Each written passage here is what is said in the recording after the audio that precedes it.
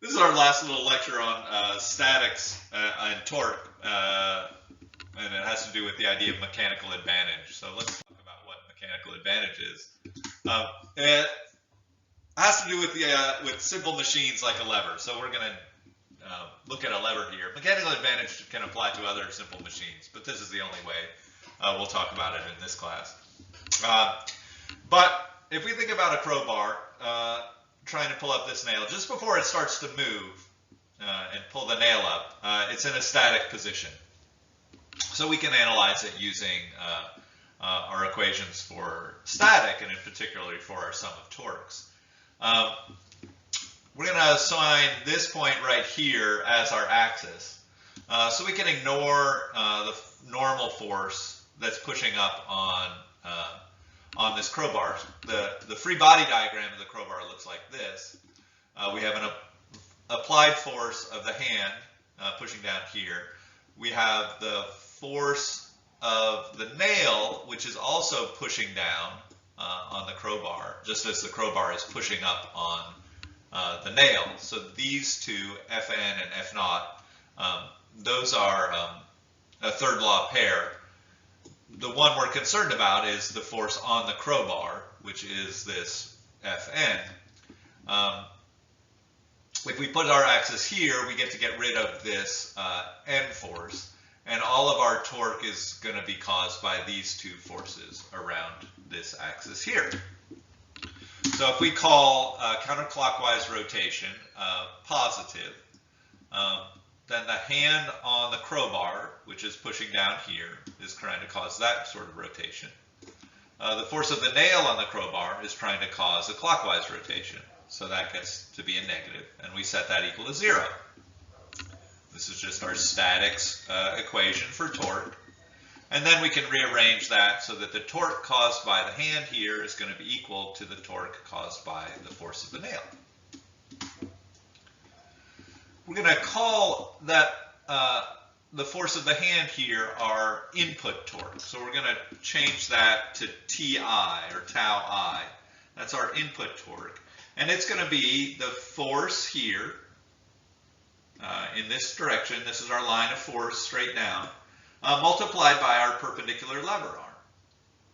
Okay, so here's one of those instances where we could find this angle and use our sine theta and this length here.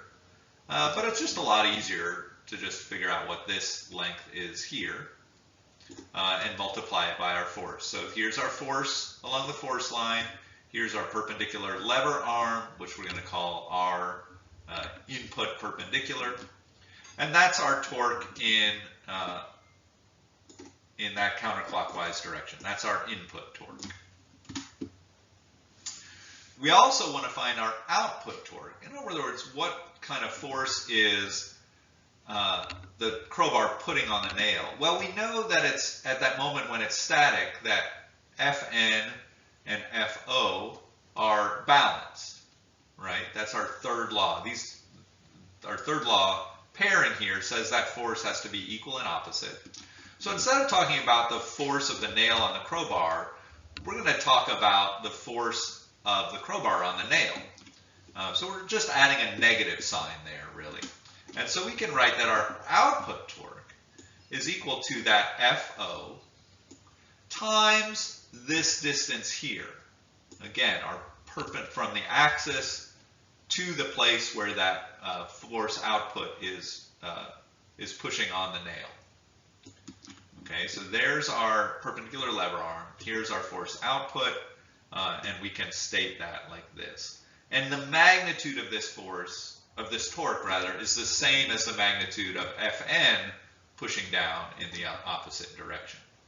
So because we set these two equal, we can now set torque input equal to torque output. So we do that. Our input torque is equal to our output torque. Again, because it's static, right? And so to have, when these two are equal, we're not moving. And then we can rearrange this to find a ratio between the input force and the output force. Well, which of these is bigger? Is Fo bigger than Fi? Well, let's look over here. Ri is this length, Ro is this length, right? So Ri is a lot bigger than Ro, so our ratio is well above 1. And that means FO is a lot bigger than Fi. And that's pretty cool and pretty useful, right? We've just created an output force that's a lot bigger than our input force. That's mechanical advantage. That's why a crowbar works. And the definition of mechanical advantage is this output force over the input force. And for this lever, we can define it as the ratio of the two perpendicular lever arms. So what happens if we put a longer handle on our crowbar? Our mechanical advantage increases. So if you go to a good plumbing store, you'll find that they have wrenches that are like literally 3 feet long and that are really heavy. And the usefulness of those is exactly this. You're creating a much larger lever arm, and that allows you to increase the mechanical advantage and to increase your output force for the same input force.